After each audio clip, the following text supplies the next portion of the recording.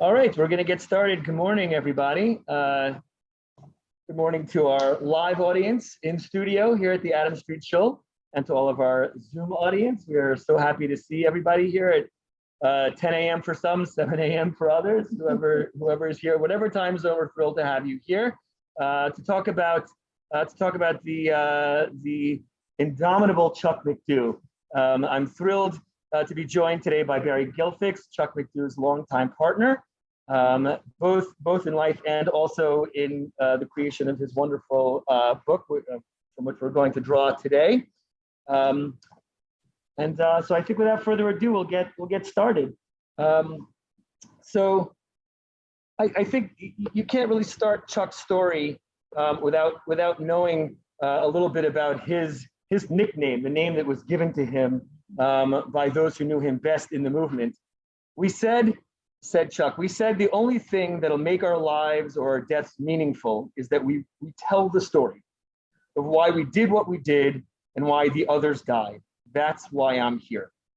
And Chuck McDew's nickname became Tell the Story. And I think really in many ways, that's going to be the theme of our discussion today, is what tell the story means, what was Chuck's story, and why for him telling the story was so important. Before we do that, I think we should frame a little bit, just sort of the background as to what kind of world Chuck lived in, what the civil rights movement was, and then we'll dive into Chuck's story. If that's okay with you, Beri. So we're going to start. Actually, I think it's helpful to start with some of the myths of the civil rights movement, because I think that it's undoubtedly the civil rights movement, one of the best known moments of American history. From a broad perspective, people know that there was a civil rights movement, and certainly the icon of Martin Luther King hovers over the movement. I think people have a sense that there was Jim Crow before the movement, and then after the movement, Jim Crow wasn't there anymore. And all those things are true, and all those things are remarkable, and I think they make the civil rights movement one of the most important movements of American history. But it's also a movement that is little known and replete with myths. A lot of myths. Myths, for example, like civil rights and racism was a problem of the past and a problem of the South. And I think if there was ever a person in the world who understood that idea, it was Chuck McDew. Another myth of the movement was that there was Jim Crow, and then Martin Luther King showed up and told us how problematic Jim Crow was, and then Jim Crow went away. That's another myth of the movement. And I think if there's anybody who embodies the work that was necessary, both in terms of the organizing work, the sweat equity work, and the incredible courage that was required, we're going to delve into all those things, it was Chuck. So in many ways, today's story that we're really going to be delving into is a deep dive into what the civil rights movement was through the lens of Chuck McDew. And it's a truly remarkable story. So very quickly, and we will look at each of these elements in much more detail, but it's helpful to have, I think, an historical overview of what it was that Chuck did in the movement, and we'll come back to these one by one and we'll unpack them all. So Chuck's involvement with the movement really begins, well, it depends. Historians always debate, when does the movement begin? When does somebody's involvement begin? When does it end? But for the purposes of this discussion, his official involvement with the movement begins in 1960, when he helps lead one of the most important sit-in movements. And this is in many ways, people know the sit-in movements. They were, as you can see in the bottom right-hand corner of the screen, where people said, we are not going to put up with segregation anymore. And they focused for lots of reasons we're not going to get into now, but for lots of reasons, they focused on the lunch counters at places like Woolworth and Cress. And Chuck was one of the fundamental leaders of one of those movements in Orangeburg, South Carolina. So that's really where he begins. And then he becomes one of the organizers of SNCC, the Student Nonviolent Coordinating Committee. And we'll talk a lot more about that. And he really is the first chairman of note of SNCC, and we'll talk about his involvement with that and what he did there. And he then realizes that lunch counters, and we'll talk a lot more about this soon, that lunch counters and sitting in the front of the bus, while important, are not really the essence of the work that needed to be done for the civil rights movement. Voting was really where the change needed to be made, and you are not going to get voting rights to happen. You're not going to get people to be able to register to vote, to do the work that's required to get the numbers of people in places like Mississippi to vote without going into, as he said, the heart of the beast. To get people to register to do this thing, to register to vote. And so Chuck then spent really the better part of a year, year and a half in the belly of the beast, getting people to register to vote. So that is, from sit-ins to SNCC to voter registration, is the overview of the story we're going to be talking about today. And, oops, went the wrong way. So we're going to set the stage, and then I'm going to shut up and really turn this over to Beri, because she's the one we're here to listen to. But I think it's vital, and I think what we don't really fully understand about the civil rights movement is the world in which the civil rights movement happened. Because I think that people tend to imagine that the civil rights movement really was a world in which, well, people were not allowed to sit at a lunch counter. And if they did, they were told to leave, and sometimes they were arrested, but that was basically it. And I think people don't fully understand the depths of what Jim Crow apartheid was in America. Cornel West describes it as, and you can see it on the left-hand side of the screen, the racist institutional structures in the United States which rendered the vast majority of Black people politically powerless, deprived of the right to vote. So when you think about all of those laws, and we're talking thousands of laws that existed that separated Black people and white people from things like lunch counters, indeed, all the way down to where books would be housed during the summer. I mean, it's how depraved this idea of segregation was that you couldn't even keep the books that were used by Black people in the same room as white people. So thousands of laws that kept them separated that were really the result of voting rights demolition for Black people. They were economically exploited. They were trapped in jobs like sharecropping and other unskilled jobs, and socially degraded. And in many ways, I think what made all of this work in the South, other than the cultural and social degradation, was the terrorism that accompanied. Between 1880 and 1950, 4,000 people were lynched, and that's what we know of. We have records of 4,000 people being lynched. Probably a lot more than that. And so Jim Crow was reinforced in many ways, yes, by the arm of the official law, but in many ways, much more deeply so by the arm of culture. That everybody knew you don't do this, and if you did whatever it was, breaking the Jim Crow rule, it could mean not just your death, but your public death. And to me, one of the most remarkable documents of this lynching age is in the top left-hand corner. Try to make it bigger for people to be able to see, where you can see this newspaper headlines that were put out by the NAACP. John Hartfield will be lynched by an Ellisville mob at 5 o'clock this afternoon.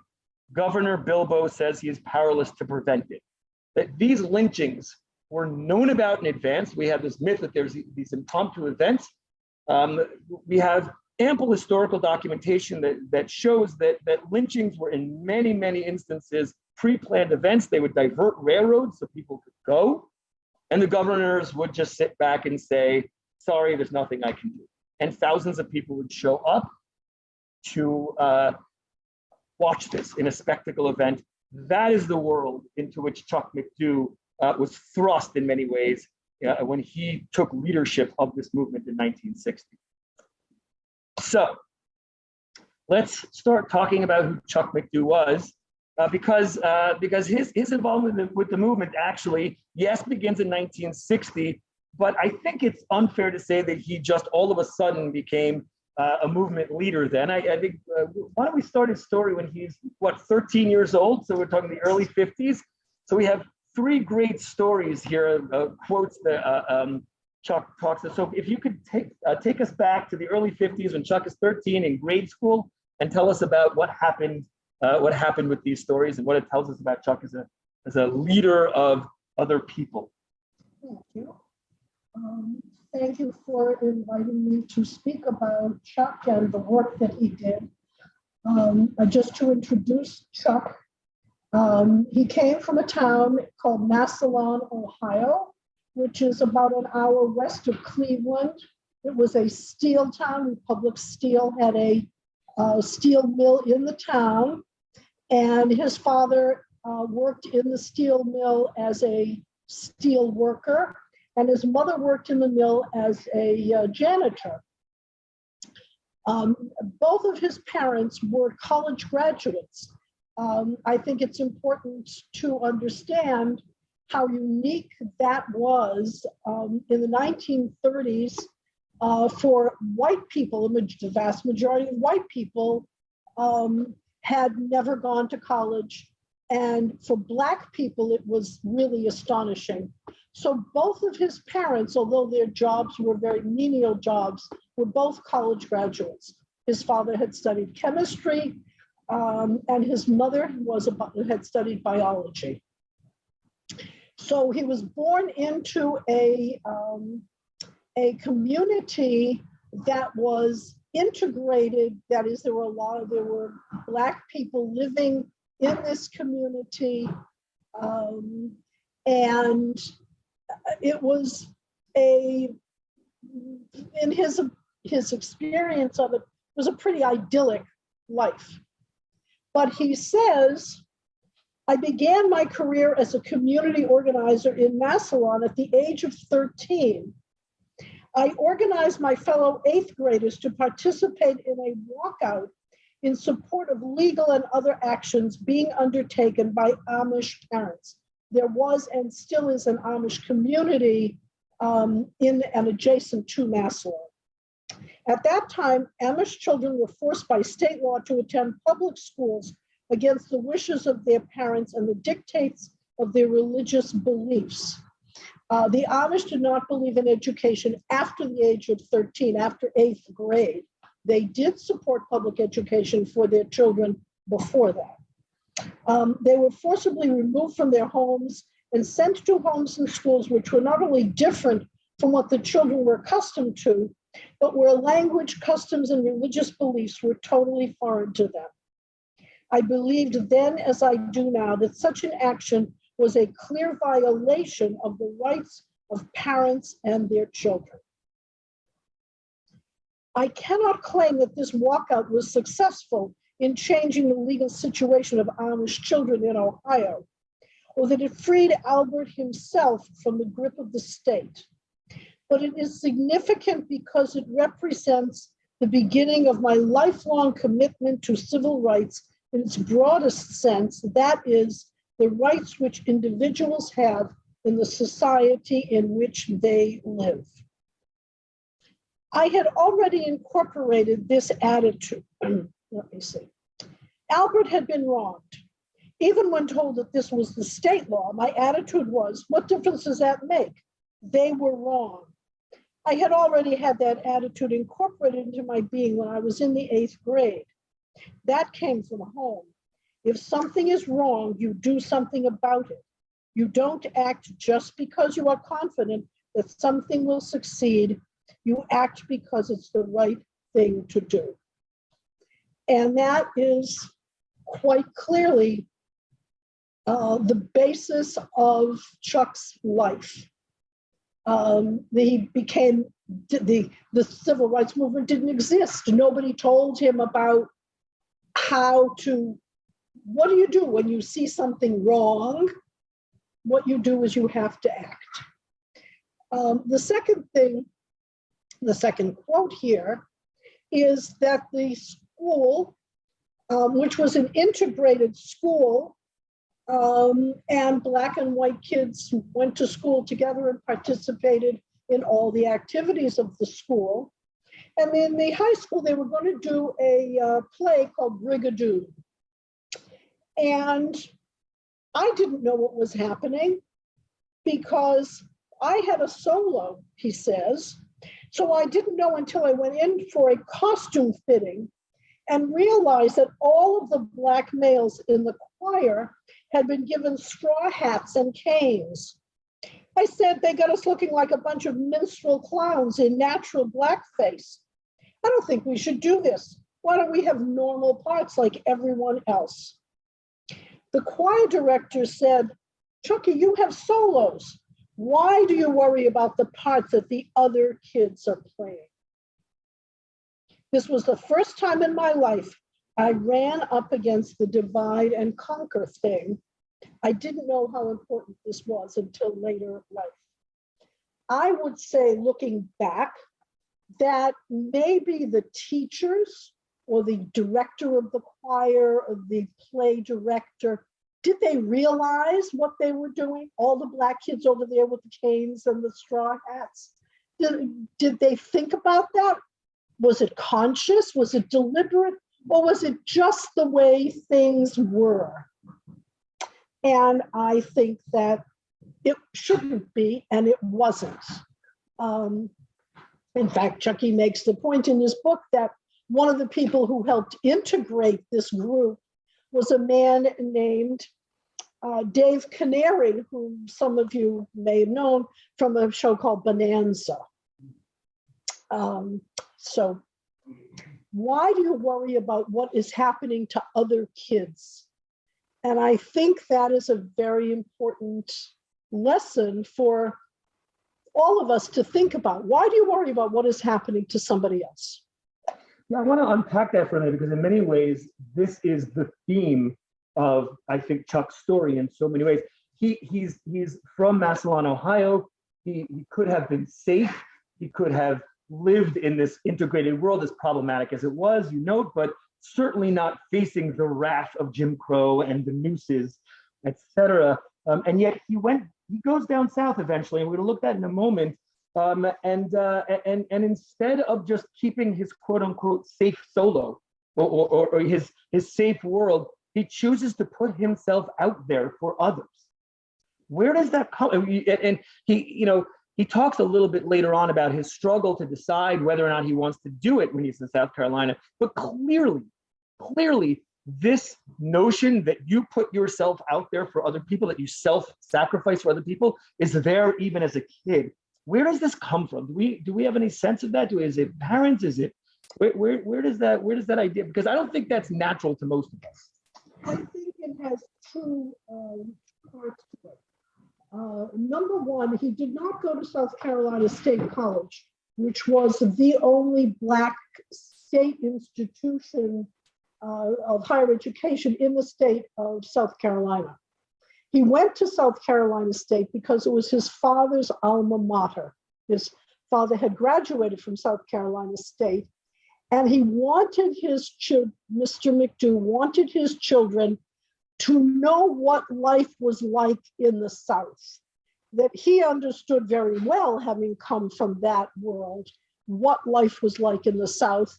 But his children had really been completely unaffected by life in the South. They lived an integrated life.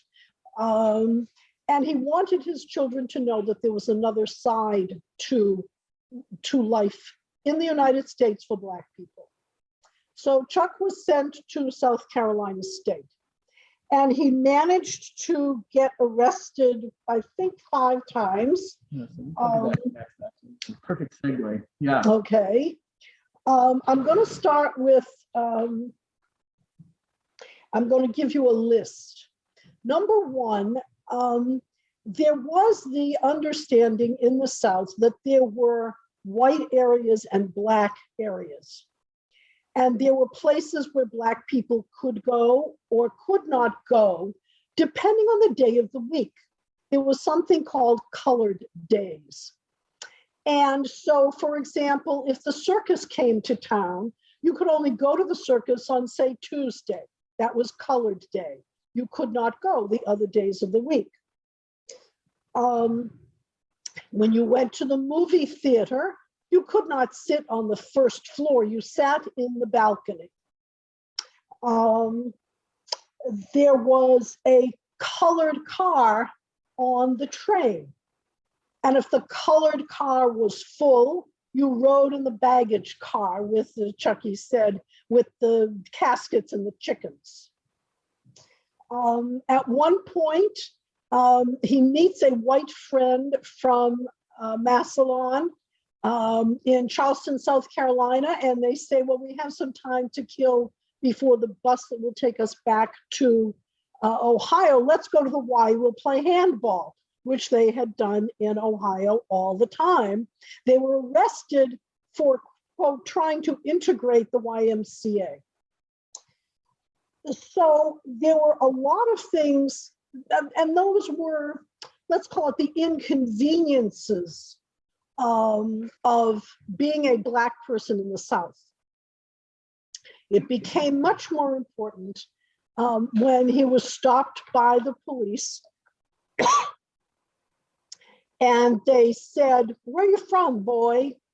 And he said, Ohio, why? And the cop said to him, didn't they teach you to say yes, sir, no, sir? And Chuck said, you've got to be kidding.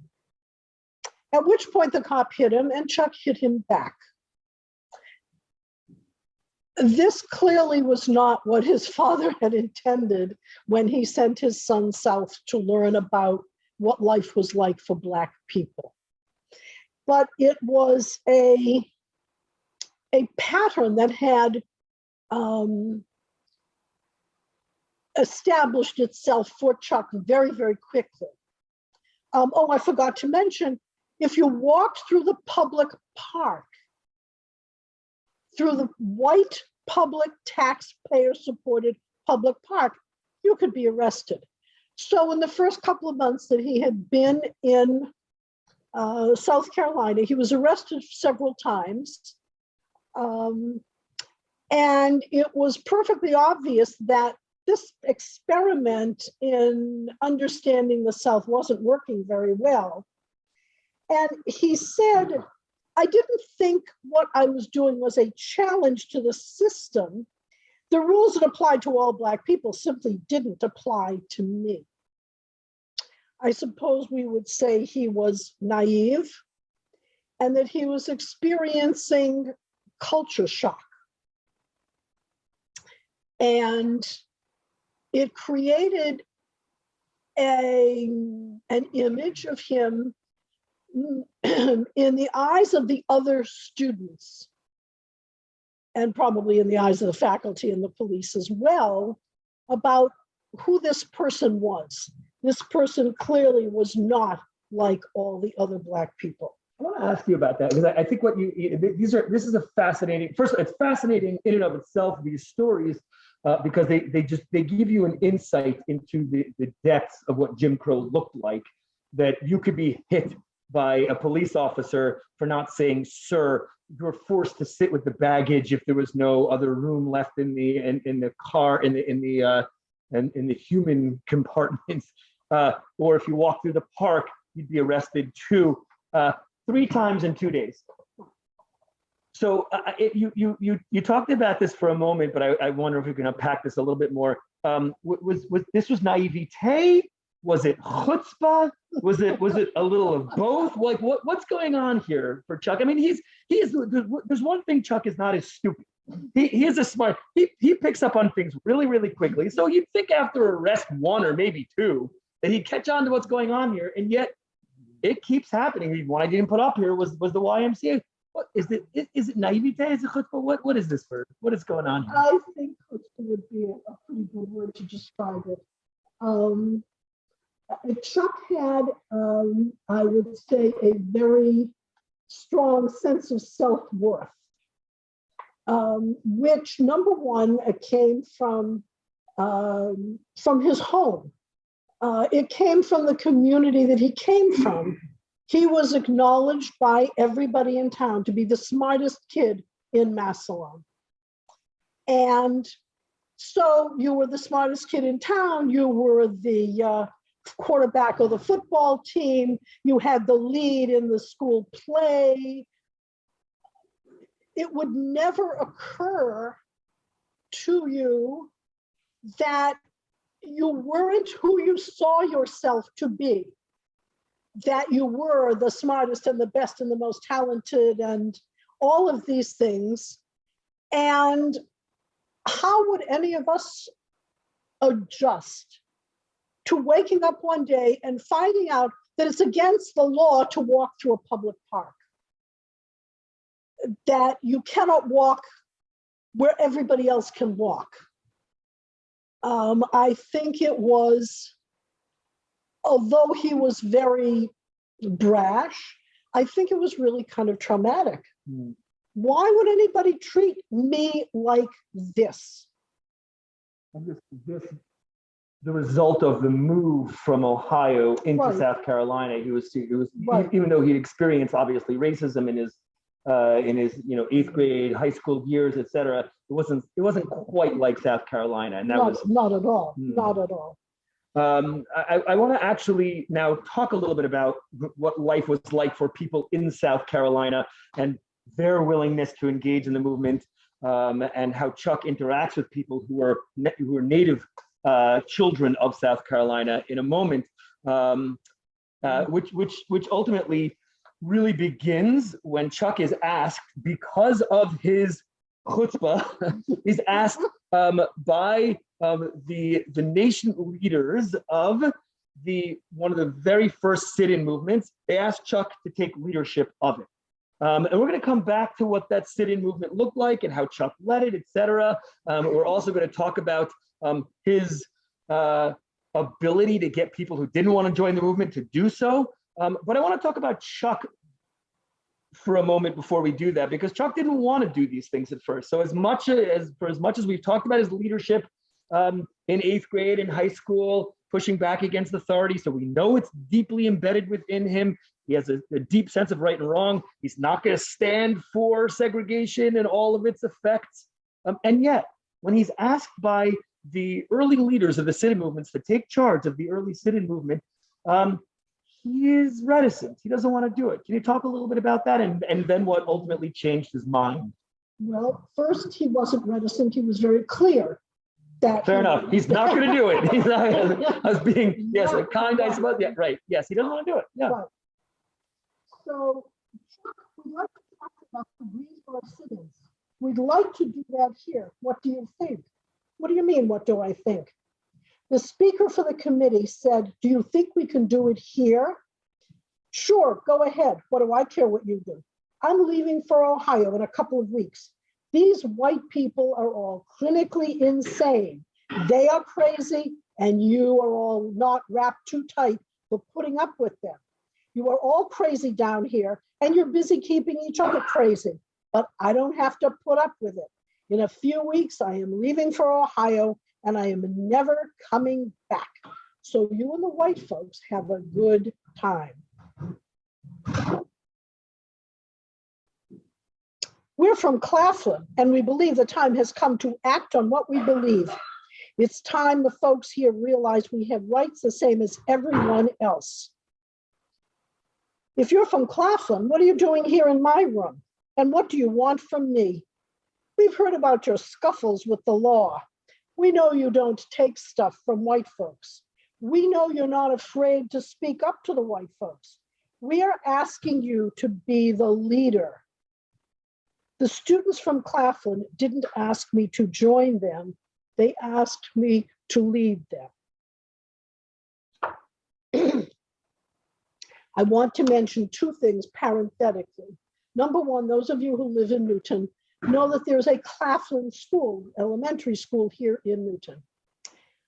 Next door to South Carolina State, literally physically next door to South Carolina State, was a small Black Methodist private college called Claflin College. Claflin College in South Carolina and the Claflin School in Newton are named for the same person. The Claflin, William Claflin, who funded the founding of Claflin College, was from Newton.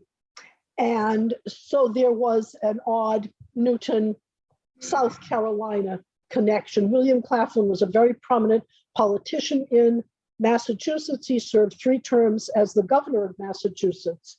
And he was also very interested in education for Black people. So that's one just aside. The other is that one of the people who was active in this movement that we're going to talk about is named Jim Clyburn, and he is now one of the ranking members of the United States Congress. So that is just two little asides that I wanted to mention to you. So Chuck ultimately does decide that he has to lead the movement. And actually a part of that is his Judaism and his sense of mitzvah, sense of obligation, which we'll come back to in a few, actually towards the end. I think we'll unpack what role his Judaism played in his life, how Chuck became a Jew by choice, etc.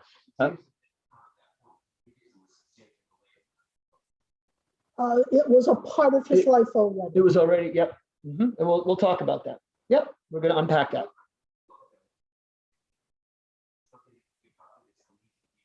We'll black women specifically the joy that he's father said that they had never seen quote unquote so many pretty black we'll unpack his decision or the beginnings of his connection to Judaism towards the end of our discussion together. But in many ways, he describes looking at the adage of Rabbi Hillel as being the one that really pushes him forward. And we'll unpack that. But as he takes leadership of the Orangeburg sit-in movement, his first task is to get others to join him. And so in the South Carolina State campus, he goes around and tries to organize. And in many ways, these quotes are what Chuck comes up against. And Beri, I'm going to ask you to unpack these a little bit and talk about what it is that Chuck managed to do to overcome these. So from one of the people at his gathering, he would start by saying, "My name is Chuck McDew. Have you heard about the sit-ins?" One young woman said, "Listen, it's just not my own skin, meaning if I get arrested or if I get knocked off my chair or physically harmed, it's not just my skin, okay? I was born in Barnwell, South Carolina. When I'm through here, I want to go back and teach there or teach somewhere else in South Carolina. My father is a school principal there. You know how long he's had that job? What that means? You know how long he'd have that job if his if his son was arrested for trying to integrate some dumb lunch counter? There's still 3 kids at home, and better they have food on the table than I eat at Cress's lunch counter." A second quote, "My daddy farms, he buys his feed and seed on credit, and none of those white stores have to give him credit. You just don't have the right, you northern boys." He's from Massillon, Ohio. "You don't have the right, you northern boys. You just don't have the risks to take." And in many ways, is another one of the myths of the civil rights movement was that people in the South just said, "We're done with all the oppression," and they picked up and they protested, and that was it. This is actually not how it happened. This, for so many people, and understandably so, and I have profound empathy for this position here, was what so many people felt, because it wasn't just their own skin, their families, their livelihoods, all of that was on the line. And it was Chuck's primary responsibility to get people like this to join him in the movement. How did he do that? Well, part of it was Claflin College. South Carolina State was a state school. The board of trustees for the school was appointed by the governor. The president of the college was appointed by the governor. And the president of the college was expected to reinforce the segregationist policies of the government. So in the beginning, the students from South Carolina State were very reluctant to participate because of the kinds of consequences. If you participate in this, you're going to get thrown out of school. And this has consequences, not just for you personally, but for your family. So the original impetus for the movement in South Carolina, where Chuck was at the moment, came from Claflin College. Claflin was a private college. They could do what they chose. They were not afraid of being thrown out of school.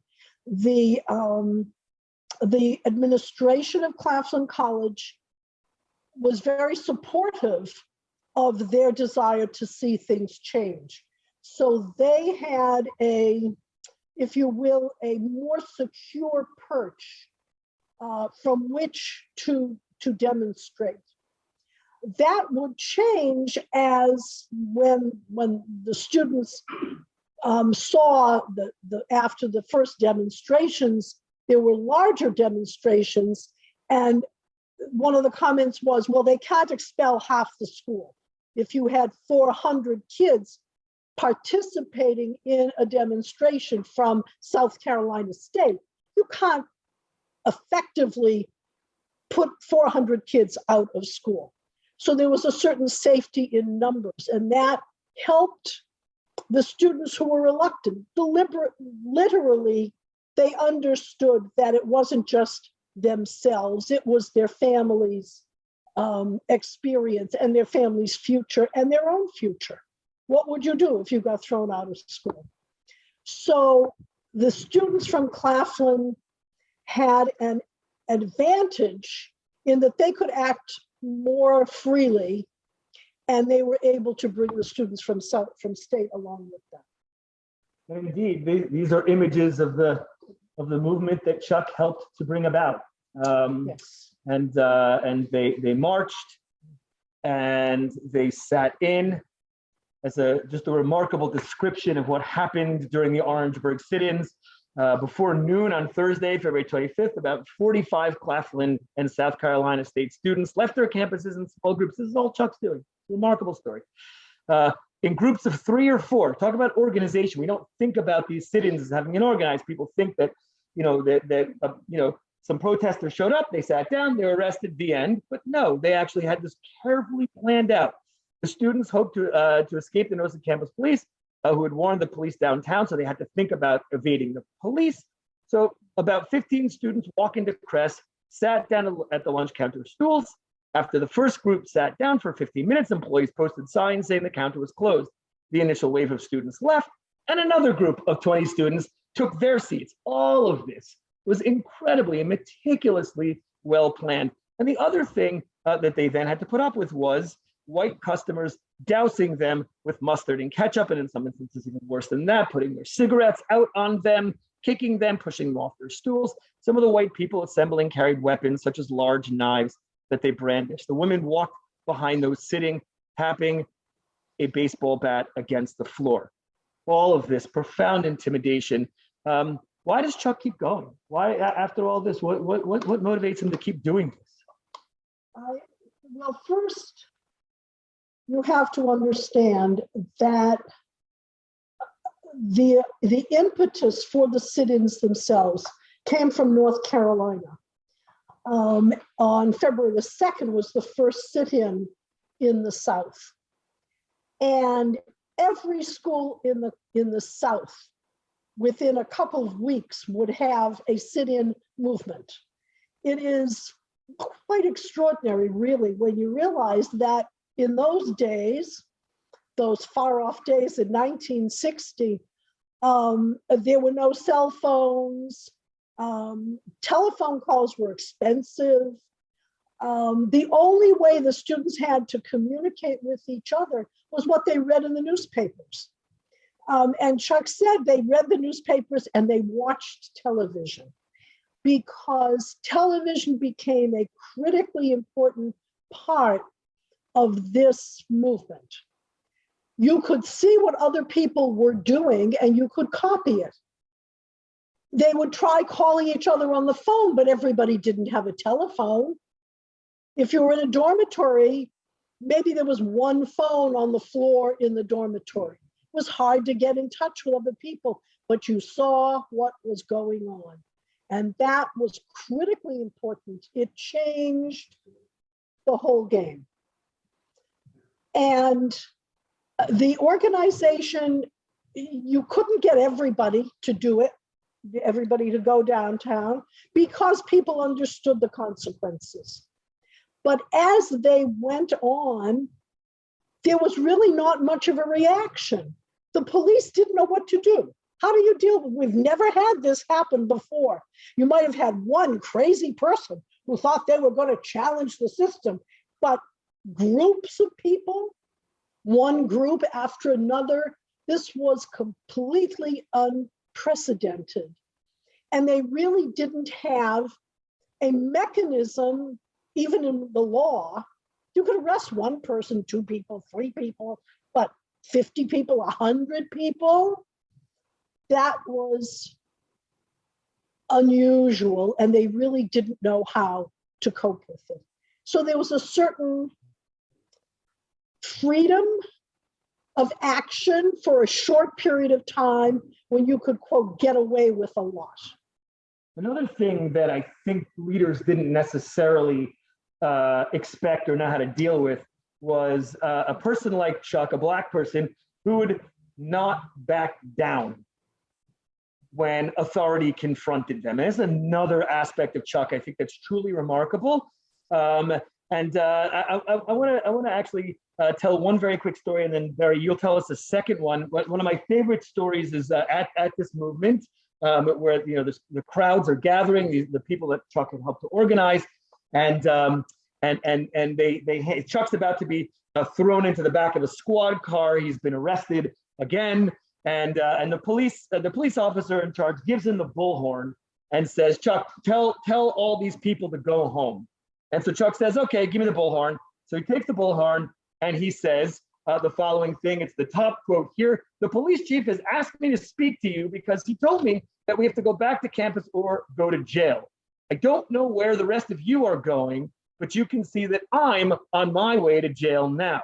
And I will not stop until we either get to City Hall or fill up their damn jail. The chief told me, I'm telling you that the chief says he is going to turn his fire hoses on us. You have the option to turn around and leave, to go back to the way things have always been. You have a choice. You make your own decision. I am not going to turn back. I am going forward." He said all this into the bullhorn. Truly remarkable. Of course, the police officer rips it out of his hand, throws him in the car, and off he goes to jail. This is the kind of person that Chuck was. I want to talk, though, about the second story, which a chapter in the book simply called "The Wart on My Knee Grows." So this is all happening around the same time. Beri, can you tell us the story of what this quote meant and what was going on in this story? This was another demonstration, this time in the state capitol. And the individuals who represented the movement, the leaders of the movement, were invited to meet with the governor. And this is before sending everybody to jail. The governor asked to meet with student representatives. The group included Jim Clyburn and myself. You negras have no respect for the law. Most negras don't support what you're doing. You know you're just disrupting things. Ah, I thought, here comes the sermon about the happy darkies. I have a Negro boy who's been working for me for the last 62 years. I winced at that characterization, but Hollings did not notice. And my boy told me just the other day that he's happy and his family are happy. It's just that you niggers forget how good South Carolina is to you. The governor said we were being controlled by the communists. That was a charge made all the time about outside agitators and communists. The first time I ever heard the charge of outside agitators coming in to foment dissent, if I could have turned red, I would have. I told Governor Collins, I will not stand here and let you insult our intelligence by suggesting that the communists are behind us. It is so dumb to suggest that man has a foot on your neck, and it takes someone from 10,000 miles away to say, look, that man has a foot on your neck. It is an insult to our intelligence that the Black people in this state do not know they are being exploited and wronged. It is not an outside group that is agitating, although the agitation gets the wash clean. Look, Governor, if you have trouble with the King's English, why don't you try saying this? The wart on my knee grows every day. After a little practice, you will be able to say Negro instead of Negra. Mr. Hollings, Governor Hollings, did not take kindly to Chuck was not a saint. He was a human being. He was very smart, and he could be very cutting and very sarcastic. And he acknowledged that maybe that wasn't the best moment to be sarcastic, but at some point, you get tired of being polite and yes, sir, and no, sir, and let's talk about the philosophy of equal rights. It probably was not a wise move. And Chuck commented later how frustrating it was that he could understand how the crackers, the ignorant people could be racist, but it really bothered him deeply that Hollings, who was considered a brilliant political strategist, a rising star in American politics, that he could be so racist. Chuck would say, what chance do we have to change the system if intelligent, well-educated people have these racist attitudes? It's truly remarkable to me that Chuck or anybody would sit in the office of the governor of South Carolina, the birthplace of the American Confederacy, and say these things to the face. I mean, these are the sorts of stories like, you know, after the meeting, you would think people would say, this is what I should have said. He actually said those things, knowing what lay immediately ahead of him. It was you know, jail or worse. I want to talk about jail though, because Chuck goes to jail 43 times. 43 times, and after this interaction with Governor Hollings is one of those times. And he tells the story about being in jail around this moment, in which he complained to his jailer that he had a toothache, and his jailer then pulled out pliers and ripped out the tooth. Yet another aspect of Jim Crow, another aspect of what it meant to live in this world of apartheid. But here's what Chuck said, and I would love it, Beri, if you'd reflect for us a little bit about what this meant and what prison, in fact, meant to Chuck, and perhaps more broadly to the civil rights movement. He said, I remember thinking, this is minor. In the second paragraph, this is minor compared to what most blacks go through every day. I thought to myself, you're going to pay every time you challenge these people. You will pay with pain, physical pain. This is minor compared to what happens here day in and day out. The pliers that pulled my tooth had fastened me completely and securely to my people, to a movement I could not now desert. Can you tell us a bit more about what prison and Chuck's repeated imprisonment meant to him and perhaps to the movement more globally? In the beginning, Chuck said, prison wasn't a big deal. You went to jail, you got bailed out in the morning, you went home. But he had not, at that point, experienced any violence. I mean, it really is kind of remarkable when we think about what happened later, that he had kind of been able to thumb his nose at the system until this moment when he realized how completely at the mercy of the system he was. And that was a shock, that going to jail really at that moment hadn't been a big deal. But now he realized they can do anything they want to me. And I think, as I said, he wasn't naive, but maybe he thought somehow he was different, that those things that happened to other people didn't happen to him. And that this was a real wake-up call for him. Going to jail in Orangeburg at that time was a completely different experience than my previous arrests. I had previously chosen to be arrested by willfully disobeying the weird laws of the South. But it was a personal act and did not involve anyone else. Now I had not only acted out of my own convictions, but I had encouraged others to engage in civil disobedience as well. And that had consequences for the students and their families as well. This was no longer thumbing my nose at the system. This was something bigger. And he is beginning to have what we at one point called consciousness raising. He is beginning to realize that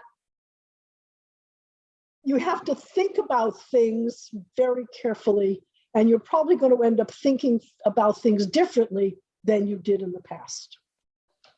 So through Chuck's leadership in the Orangeburg movement and his willingness to sacrifice himself in so many ways, he attracts the attention of the Student Nonviolent, or the very beginnings of what would become the Student Nonviolent Coordinating Committee, or SNCC.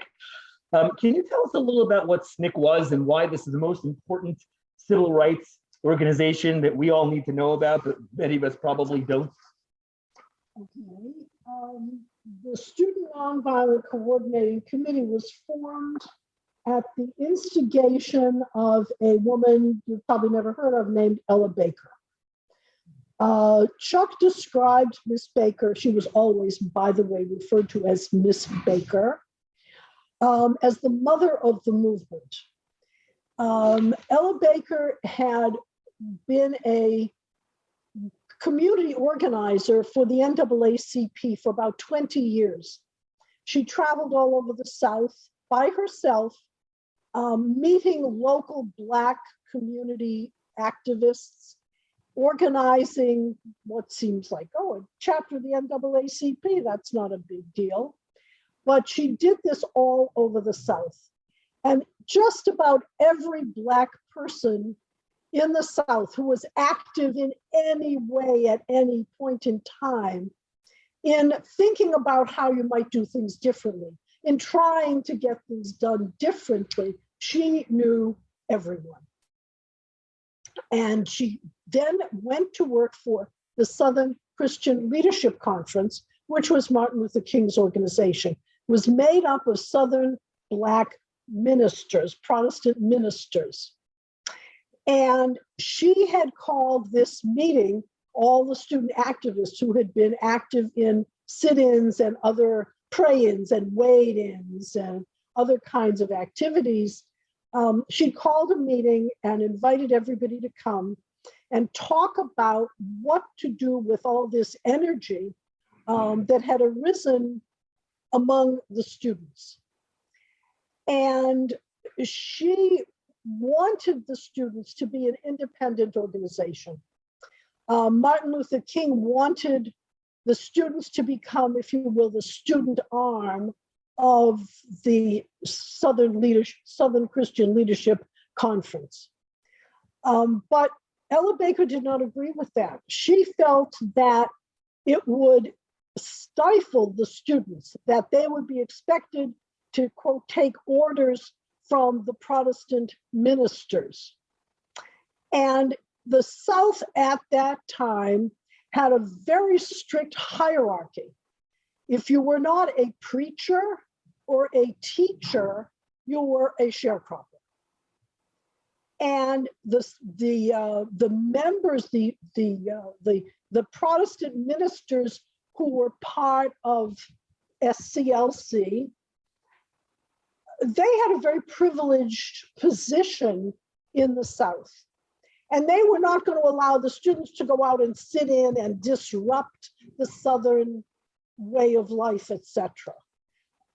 So she encouraged the students to form an organization of their own, which originally they envisioned as a kind of clearinghouse, that all the students would be able, there would be a central place where the students could talk to each other about the activities that they were undertaking. It was called the Student Nonviolent Coordinating Committee because there was a large contingent of students at this conference who were influenced by Gandhi and through Martin Luther King, talking about nonviolence. And there were students who took that idea very seriously, that they wanted to be nonviolent as a way of life. And so they put the words nonviolent into the name of the organization, Student Nonviolent Coordinating Committee, so that it would be clear to everybody how important nonviolence was. I would point out that Chuck himself and many of the other people in SNCC did not believe in nonviolence as a way of life. Bob Moses, who was one of the great giants of the civil rights movement, who died last summer, was truly convinced of nonviolence as a way of life. But for many, it was a tactic. You were nonviolent not because you believed that nonviolence was the way to live your life, but there was not particular point to being violent. If you attacked, you were going to get a hit back, you were going to be hurt, you could even be killed. And so you were nonviolent as a matter of self-protection, not necessarily as a philosophy that you believed in. I want to point out that Ella Baker wanted to train not leadership, that was not her goal at all. She wanted to train organizers. She believed very firmly that the future of civil rights was in local communities. And for that, you needed local people to take responsibility for their own communities and for, you didn't go into a community as she envisioned what was going to happen. You didn't go into a community and say, hey, I'm here, you should do what I suggest, and I'm the leader. She believed in developing local leadership. And this was tremendously important in the development of the movement, especially in Mississippi and Georgia, where they were strongest. And Chuck said that, I'm going to read the quote.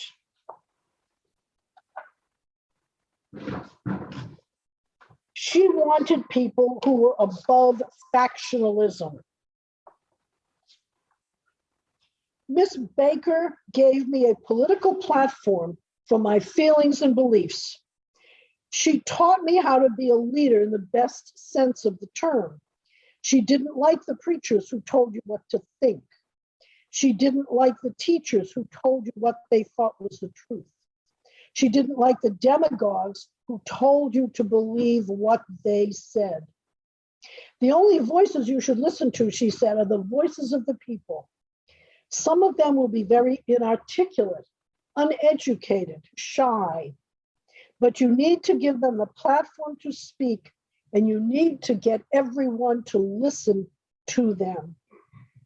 I saw the wisdom of her teaching every day. It gave me the consciousness and sense of balance that I needed to interact as an organizer with the rural poor in the Deep South.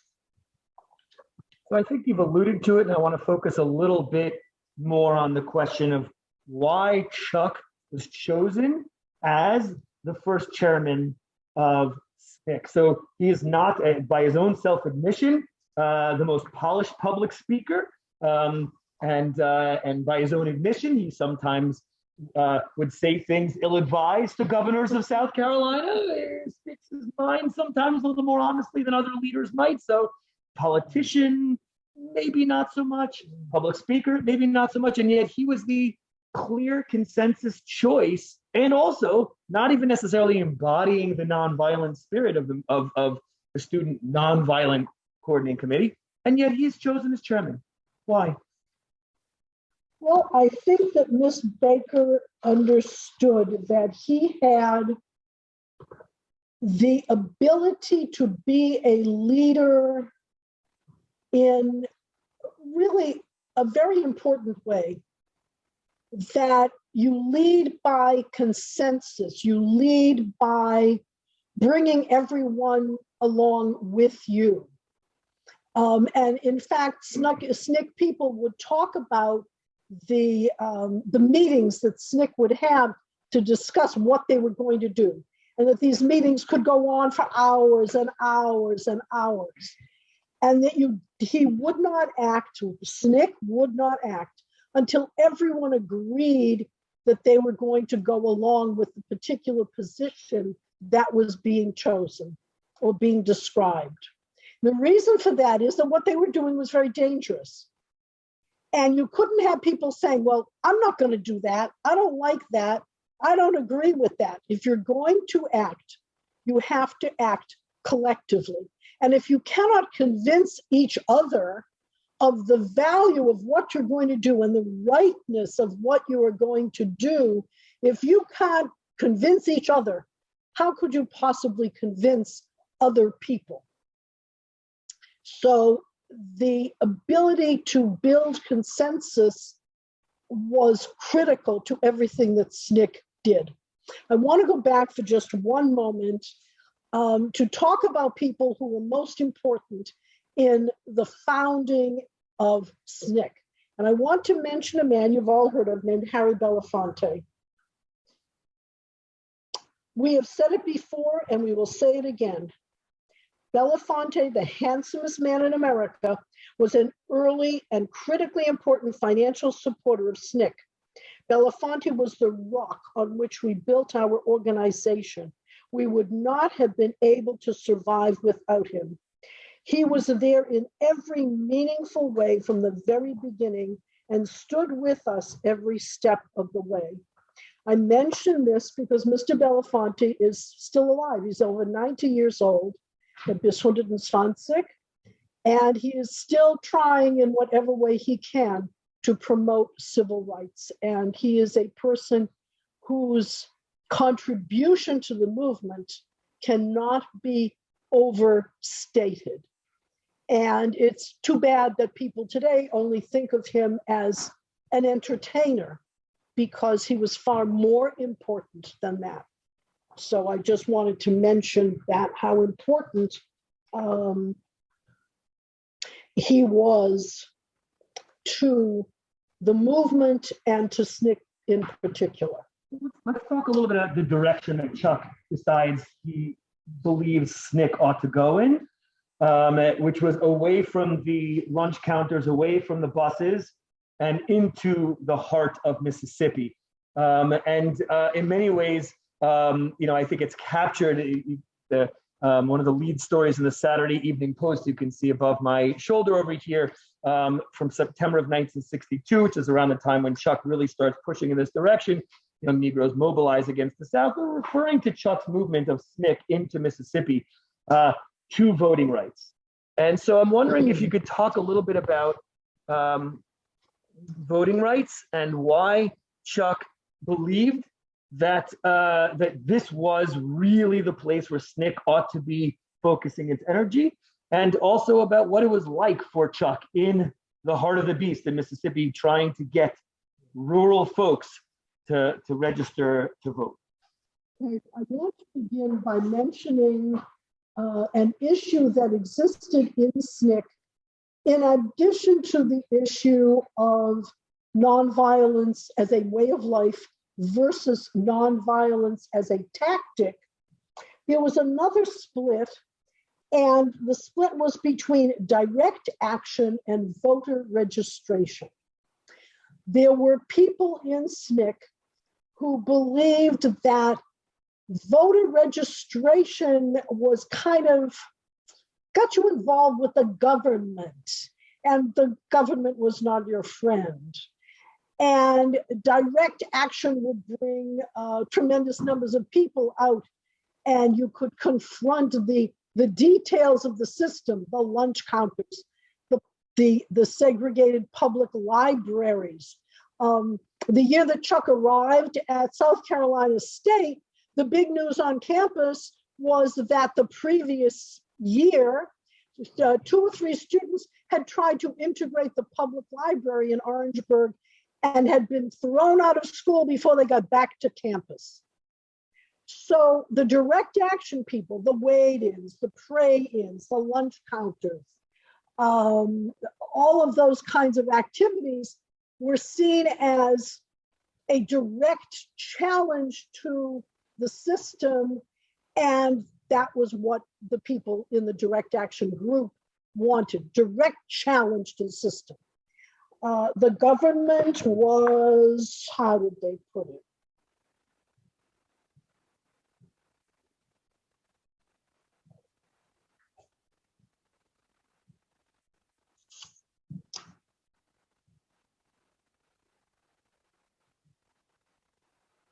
They, wait a minute, sorry. I thought I'd written it down. They believed that voter registration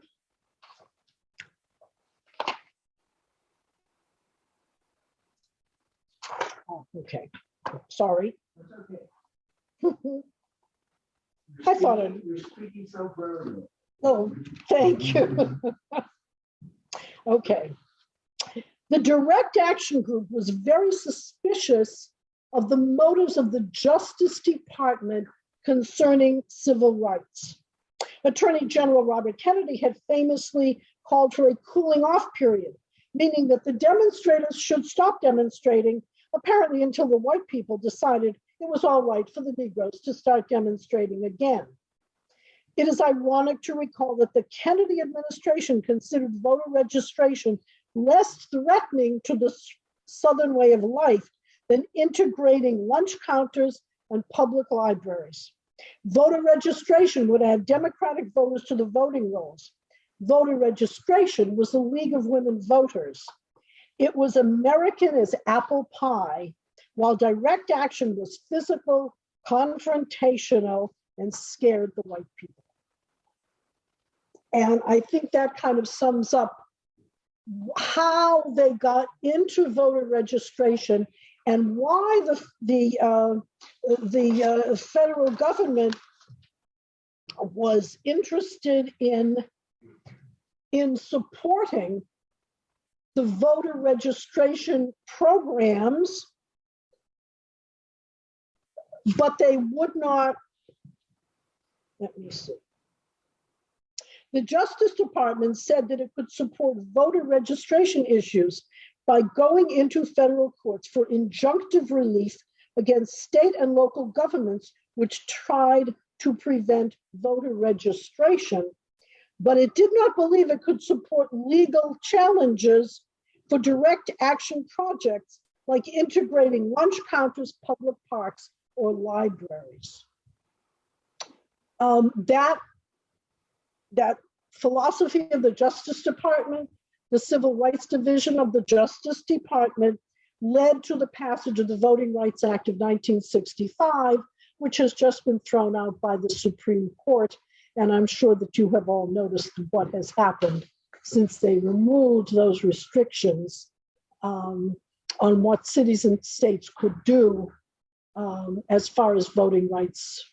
But it was, the government thought voting rights was okay, that was wonderful. But integrating public libraries, they couldn't do anything about that. Beri, I'm wondering if you can talk a little bit more about this. I think another one of the myths of the civil rights movement is that John Lewis and others from SNCC marched across the Edmund Pettus Bridge in Selma, were beaten, and then marched subsequently to City Hall in Montgomery, to the State House, sorry, in Montgomery, and then the Voting Rights Act was passed. There is no Selma. There is no Voting Rights Act without this person, Chuck McDew, in some instances working by himself in rural Mississippi to get one by one individual farmers, individual sharecroppers to register to vote. There is no Selma. There is no march without Chuck laying the groundwork for this first. Can you just tell us a story or two about what that looked like, what the experience was like in Mississippi of Chuck doing that? I want to begin by, if you will, leaping ahead a number of years. Many of you may be familiar with a program that was shown on National Public Television called Eyes on the Prize. And Eyes on SNCC was unique among civil rights groups in that its job was community organizing, not marches or public meetings. Eyes on the Prize didn't see or record the personal conversations, and we'll get to that, between SNCC organizers to convince people to register and vote. The real work was done privately, away from cameras. Going to register to vote or trying to register to vote meant, number one, you would lose your job, and number two, probably the shack on the plantation where you lived, because it was a tactic to intimidate Black people that the local newspapers would publish your name and address if you tried to register to vote. And when whoever employed you saw your name in the paper, you would lose your job. If you were a sharecropper on a plantation, which was practically the only jobs available to Black people in the rural South, you'd be thrown off the plantation and you would be destitute and homeless and in danger from the local white people because you had dared to sort of stand up for yourself. If you were not a preacher or a teacher, you were a sharecropper. This observation about Eyes on the Prize and the opposite of the benefits of television was expanded on by Bob Moses. The idea that things changed because you saw people going to a public meeting at a church and singing, and then they walked down the street, and then the walls came tumbling down. No. It created a view of history that people still have today, that if you walk down the street, everything will change. We see these marches now all the time. The Million Man March, 1 million people walking down the street to protest a government policy or to support a particular cause. Those marches accomplish nothing. What changes things, what makes a difference is voting. And Eyes on the Prize, not deliberately, but unintentionally used the power of television to create a very false narrative about civil rights and how things get changed. I wanted to mention also one other thing that doesn't seem to pop up too much, which is about white people working for SNCC. SNCC brought a man named Bob Zellner, who is still at the age of 82 or so, active in organizing all over the South, brought him into SNCC as a full-fledged organizer for SNCC. Up until that time, the theory was, well, the white people will organize the white people and the Black people will organize the Black people, but they don't work together because Black people are not going to listen to the white people are not going to listen to the Black people. Chuck's position was, if we don't have white people in the movement, we're no different than the segregationists. If you are choosing who will work with you based on the color of their skin, you're just like them. And Zellner became a very important person in helping the people in SNCC. Let me read you.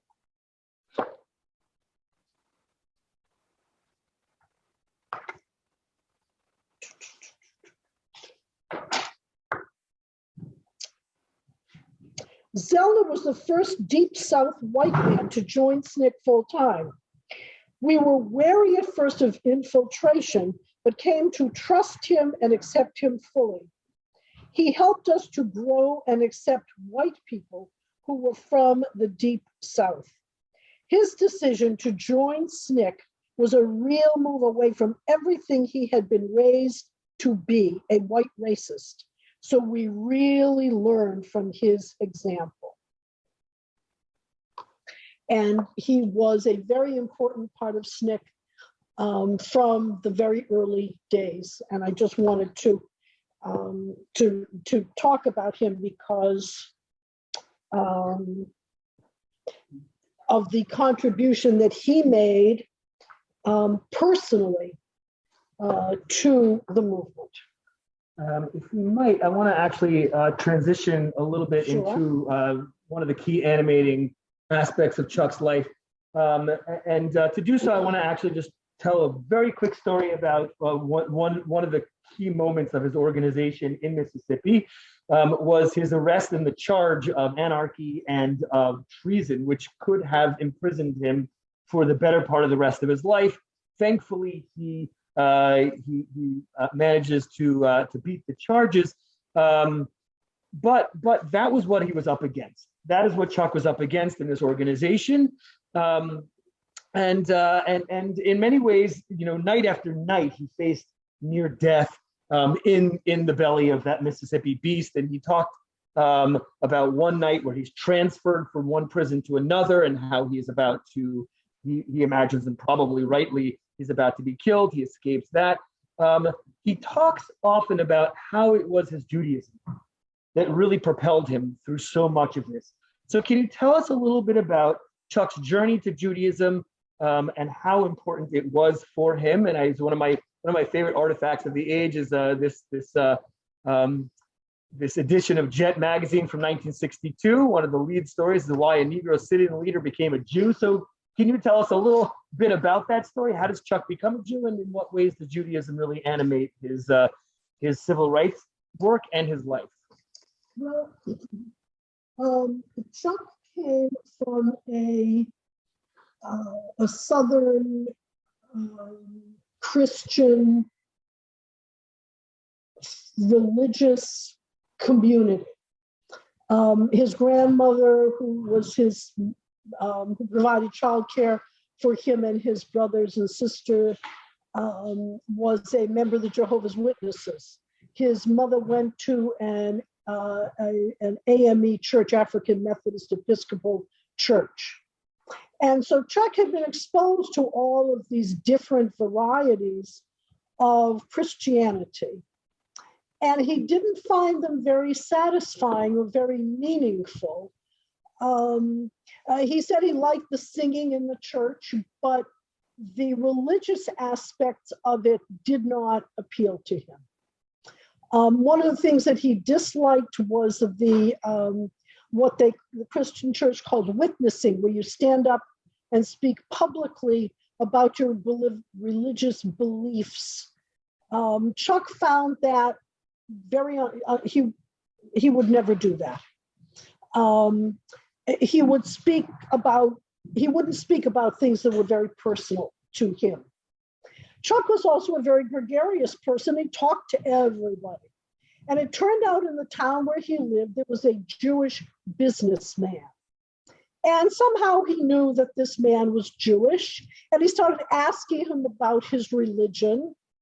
And after a lot of questions, the businessman suggested that Chuck speak to the rabbi in the next town over, Canton, Ohio. And the rabbi could answer his questions better than this local businessman felt that he could explain. So Chuck got into the habit of going to speak to the rabbi. His name was Rabbi Paul Goren. He had been attached to Patton's army in World War II, and Rabbi Goren had been an official observer at the Nuremberg trials. After the Second World War, he settled in Canton, Ohio, where he served as the rabbi of that congregation until he died. So Rabbi Goren had a certain broader perspective, if you will, on Judaism and religion, etc. And Chuck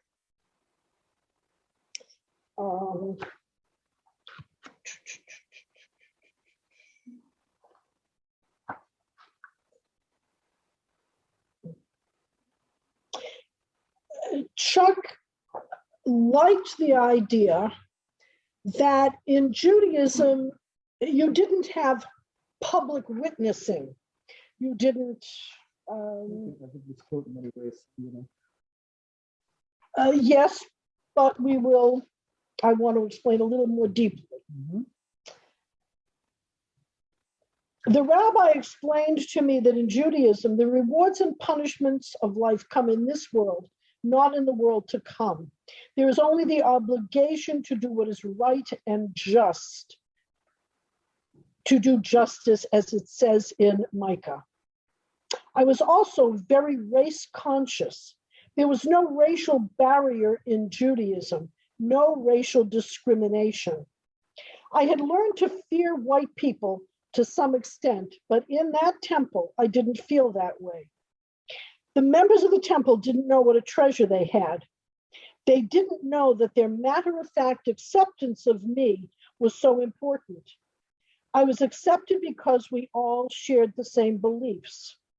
My personal feeling is that what you do religiously is a very private affair between you and God.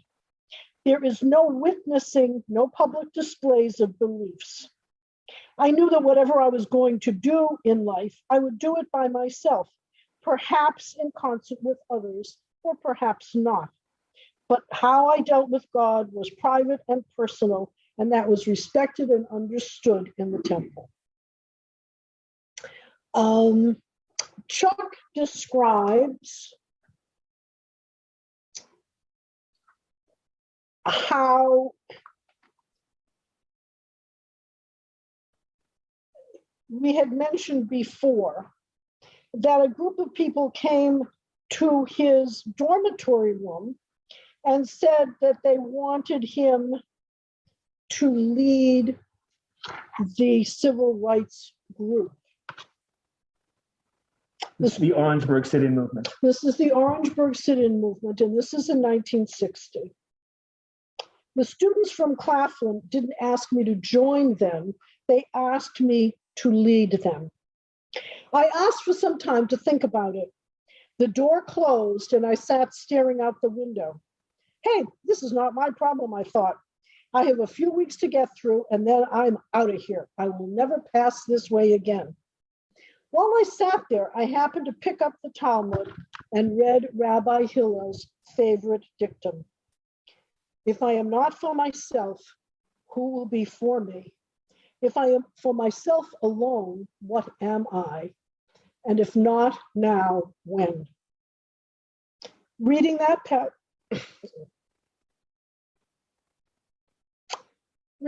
passage and thinking about it, he says, changed my life. The lines stuck. I could not forget them. After several hours of hearing the verse turn itself around and around in my head, I decided I really couldn't divorce myself from the problems of Black people in the South just because I could get out. Many never would. I felt a responsibility to help since I had been asked. And I knew I'd been asked because I had the reputation that he doesn't take any stuff from white people. I didn't ask anyone to come with me to do anything. I think that really sums up Chuck's philosophy of religion, of what he thought, why he thought, and that it was very, it wasn't some great pronouncement about, it was, if I don't do this, then I really have failed as a human being. At some point, he did say, this article in Jet Magazine that is on the cover there, where he was interviewed, Judaism represents justice, brotherhood, social consciousness and action, social responsibility, active concern for your fellow man, and the oneness of mankind. Judaism represents justice, brotherhood, social consciousness and action, social responsibility, active concern for your fellow man, and the oneness of mankind. And that was what he understood Judaism to be. It wasn't necessarily a group of rules or regulations or practices, but the essence of Judaism had to do with the words of Rabbi Hillel.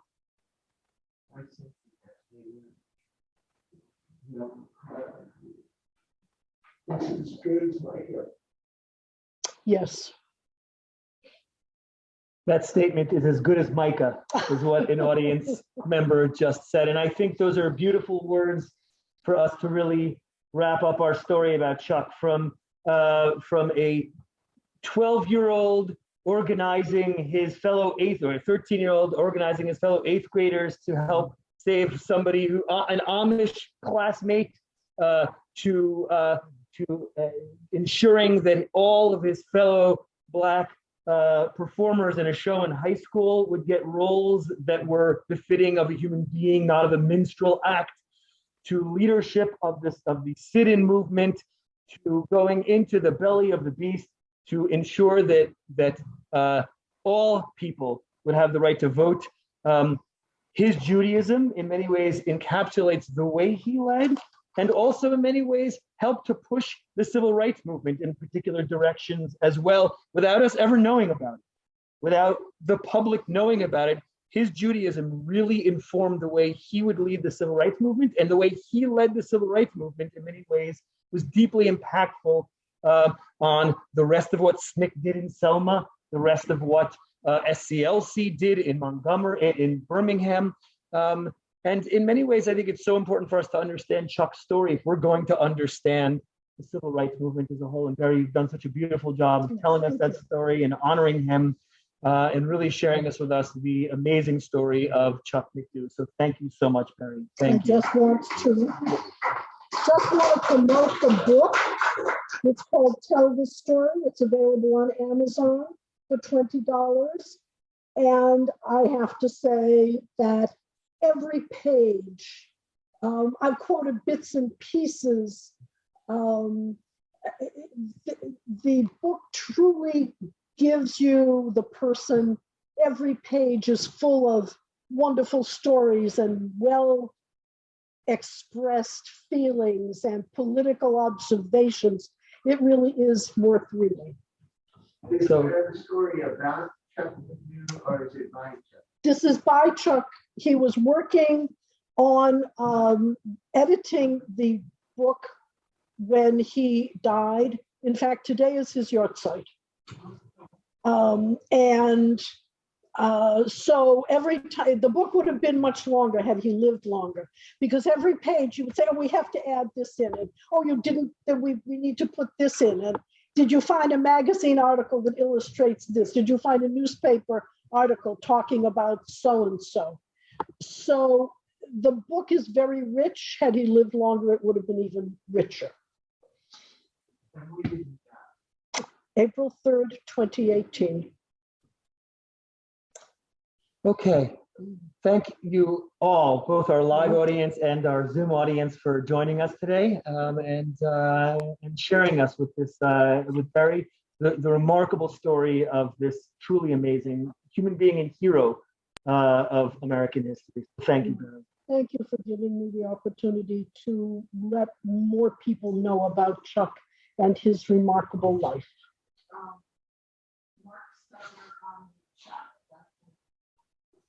Sure. I think we have maybe time for one or two, but I want to make sure, because it's already 11:30, that we're not keeping people too late. So, and if people do need to go, obviously, we're not going to keep people captive. So.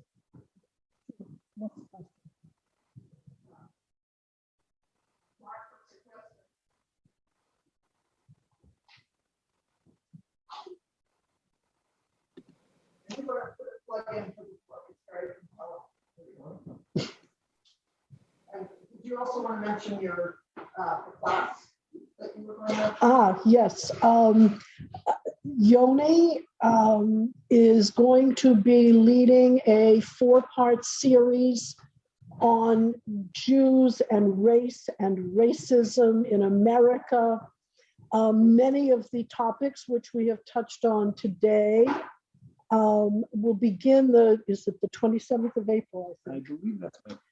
And we will be putting out more information. It will be a 4-part discussion about race, not specifically about Chuck, but about many of the issues that have been raised here. And it will do our best to make it very interactive. And we will be putting out more information, and we hope that you will be able to join us for that event, because I think that the issues that Chuck raised about race, about racism, and current issues that you're probably all familiar with. Are Jews white? Do we benefit from being white, from what we call white privilege? How do we respond to the issues of racism as Jews, as individuals, as Americans? The conversations that Chuck and SNCC began in 1960 are still with us and really need to be explored. And we hope that you will be able to join us for that 4-part series that Yoni is going to be leading. Thank you for the plug. Mark Stetner, if we have just a moment to maybe comment on Chuck's relationship either with Heschel, Malcolm X, Stokely Carmichael, all of whom Chuck knew and Right, certainly had thoughts right, about. right. Yep. In fact, Chuck was a great admirer of Rabbi Heschel, who was very active in the Jewish community and the wider community in promoting civil rights. He was one of the leading rabbis to do so. He knew Malcolm X. People who knew Chuck would joke that he knew everybody. And it was literally true that because one of his jobs was raising money for SNCC, he interacted with, quote, all the rich and famous people. The wider community, that is the great American community, is set up and continues to set up individuals whom they declare to be spokesmen or leaders or representatives of the Black community. So Martin Luther King was the friend of all of, the white people loved Martin Luther King. He talked about brotherhood and everybody should love each other, and the white people just ate that up. Malcolm scared everybody. He talked about retribution. He was angry. He was very in your face. Stokely, in Chuck's opinion, got caught up in being famous. And in fact, one of the things that SNCC had said from the very beginning was that the organization was going to exist for only 5 years, because at that point, you either had achieved your goals, you had gotten the right to vote for everybody, you had integrated America, or you'd all be crazy in an institution or dead. That Chuck did not see that this could go on. The pressures of this on the people in the field were so tremendous that you couldn't survive. By the 5th year, all of the original people from SNCC had left, and the people who took over, Stokely and Rap Brown and some other people, they did not have the same vision of SNCC that had existed originally. And Chuck and Bob Moses and Zellner and those other people disassociated themselves from that organization. It was no longer the organization that they had founded and worked for. If there's anything that seems to encapsulate the way Chuck thought about his Judaism, his leadership and participation in the civil rights movement is that whatever you do l'shem shamayim, in Hebrew, meaning that you do whatever you're going to do for the sake of heaven, for the sake of the holiness of that thing you are doing, and for no other purpose, not for your own self-aggrandizement, for your own personal gain, but l'shem shamayim. And in many ways, I think that is one of the most powerful ways to honor him on his yahrzeit, is for all of us to be thinking about what do we do in our lives and how do we ensure that what we are doing is indeed l'shem shamayim, for the purpose of the holiness of the thing that we are engaged in. So again, Beri, thank you so much for telling us so much more about this amazing human being. And I think with that, we will wish everybody a wonderful rest of your Sunday.